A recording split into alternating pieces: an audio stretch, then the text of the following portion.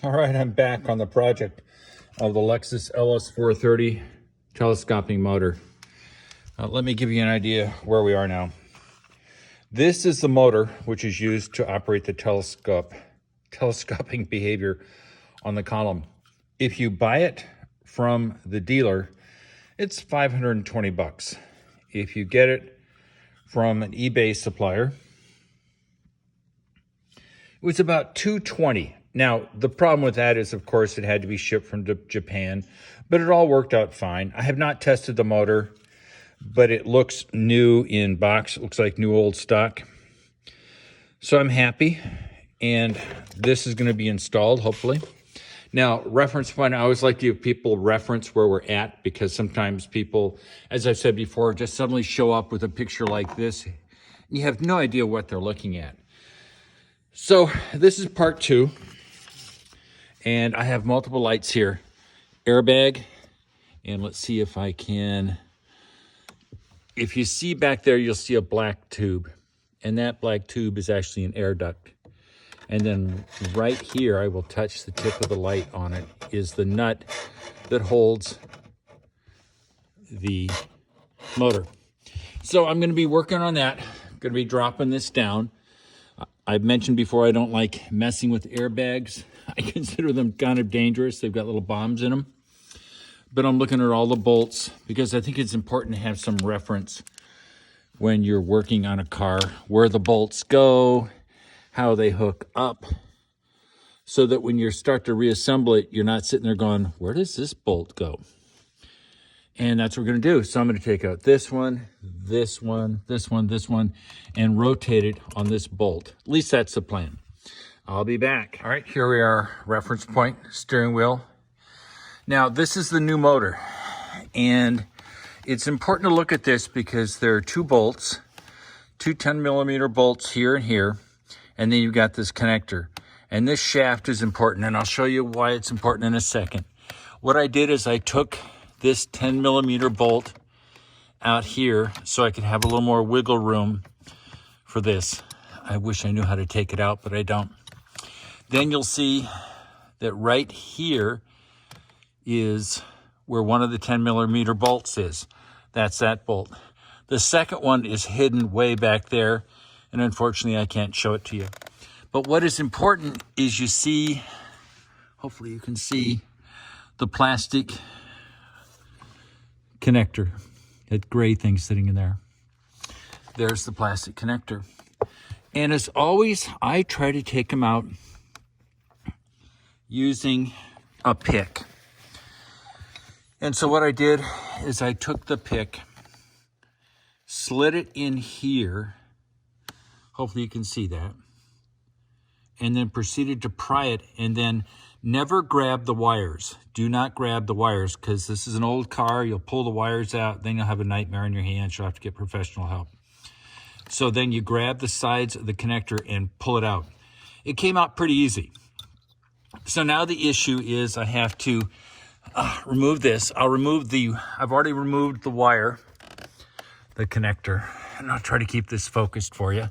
I know how frustrating it is I'm going to take out this one 10mm bolt. The other one's already gone. And let's see, how am I going to do that? One-handed, it's always a little difficult. Yeah, maybe I need a wrench. You never know. Sometimes you need a wrench. Oh, there it is. It was just in there lightly. So it's coming out. And the piece that is missing, this is the old one. That's the new one. The piece that is missing is still in there. And it is, I think it's still in there. Nope, I must have taken it out. But it is a flexible tube, and I'll see if I can find it. There it is. It's right there. Let me take my pointing light, and you can see it right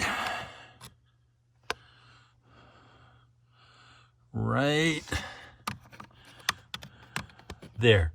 Hopefully you can see it. It's a piece of black rubber with some metal tips on the end.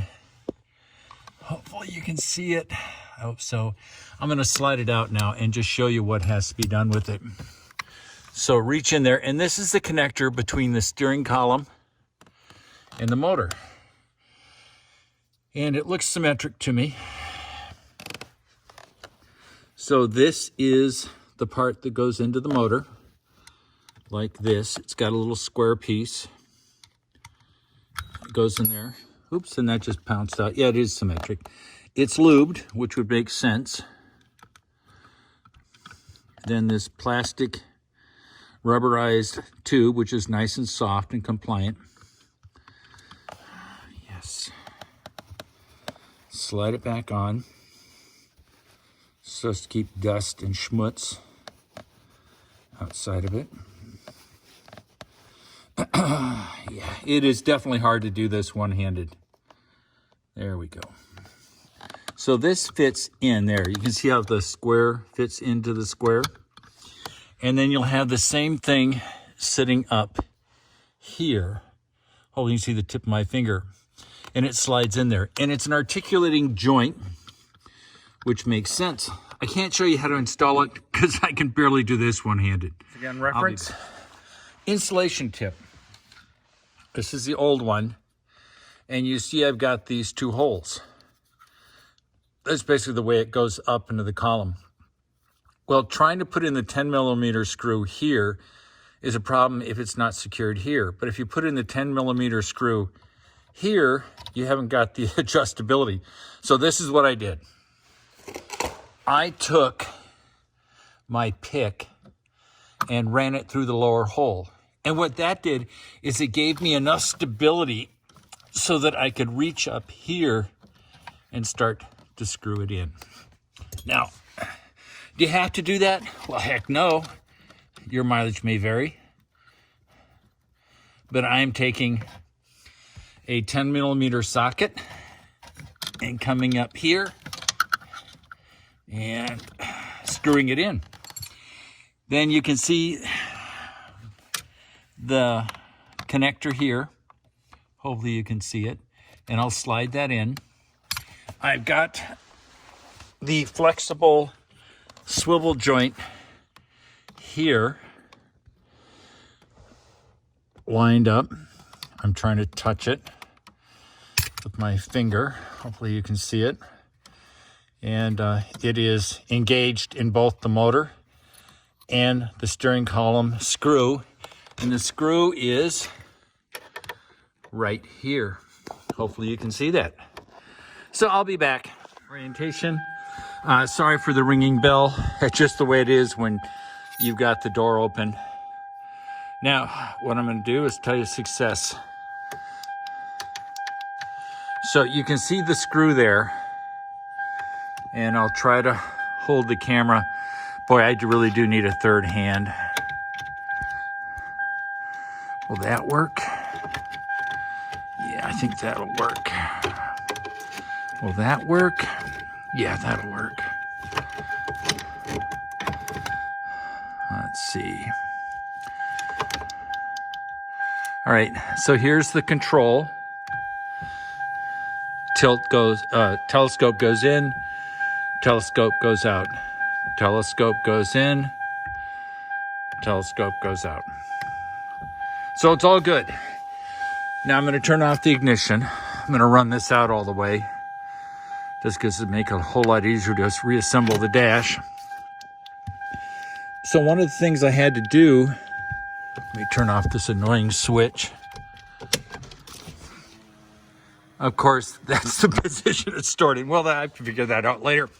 So to reinstall this motor, which was bad, like I said, it went in like this. The 10mm nut up here, I could access using a socket. I couldn't see it with a box wrench, a 10mm. This one here, the lower one here, was easy to tighten with the box wrench. The upper one, I had to slip this in and then tighten it down, and it tightened down real easy. I hooked up the connector. You can see that it works. Life is good. Now I have to reassemble the thing, which I'm not going to bore you with because you've already got the disassembly video and I really don't see any reason to bore you with reassembling it. I hope this helps people. I wish something like this had been available for me prior to doing the motor. But hey, it's an opportunity to help other people. And that's all that really matters. So I love you all. Peace out. I don't know if I ever stop. So I don't want the automatic tilt and telescope function for a couple reasons. One, I'm the only one who drives the car. And two, I'm pretty big. The seat's back. I don't need to have the car doing it. And three, it just wears out the motor. Why do I want this thing going up and down and back and forth and wear out the motor and get to enjoy replacing another telescopic motor or tilt motor in the future? So I've hooked up the scanner, and people say, hey, it's great to have a scanner. Well, the other option is to remove the fuse, which is located down in the left side of the footwell. And it's well labeled, so you can disable it in one position. Obviously, you can't control it. I'm assuming with my scanner, it's a top-down. And then people say, well, I can't afford a scanner. Well, listen, the dealership would cost me, what, $1,500 to have this done at the dealer? I spent $220 for the motor, new motor works, probably saved $1,200. So this scanner is probably worth $500. It's going to pay for itself. I don't have to go to the dealer and return. Let's see, what are the options? Function to set on off. Okay. And I'm going to put, how do I set it off? Set function on off to the auto way. Okay, set off. Okay. So the auto away return function is off. I'm assuming that I can still run it. That's nice. Now, let me turn the ignition off to confirm that in fact, yes, I can now control the telescopic steering wheel. That's great. So the scanner has paid for itself. Imagine going to the dealer and saying, hey, I want to have this feature disabled. And they say, well, that'll be $200 technician diagnostic time, another $150 for the procedure. I mean, I didn't buy this car from them. Obviously, they don't owe me anything. Now, one other thing I like to always point out when I'm working on cars is it's all about comfort to me and making sure things go well. So, and I don't want to mess up the car. So the first thing you see is knee pads, because when you have to crouch down in an area like this, it's a nut roll. I mean, it's just such a pain in the butt. And then I also put an extra cushion here, so when I'm having to lean up against, I've got something to pad my chest. Yeah, I'm a wimp. I freely admit it. But I don't like being uncomfortable when I'm working on a car. And the other thing I always do, which I think I've pointed out in the past, is I always have a trickle charger on the battery. I'm using a lot of power. The doors are open. I'm operating the steering wheel. That's a good way to flatten a battery. And I don't know about you, but batteries in my area, a couple $100. So it's just easier to do it that way. And let's see if I can show you where the panel is. If you don't have a, this is where the fuse is located, up here on the driver's kick panel. See if we can get it over there. There's where the fuse display is. So if you didn't have a scanner like I have, you'd set the steering wheel in the position you want with the car on. Then you'd pull out this fuse. It's a light green fuse, tilt and telescope. Hope that helps some people. I love y'all. Peace out.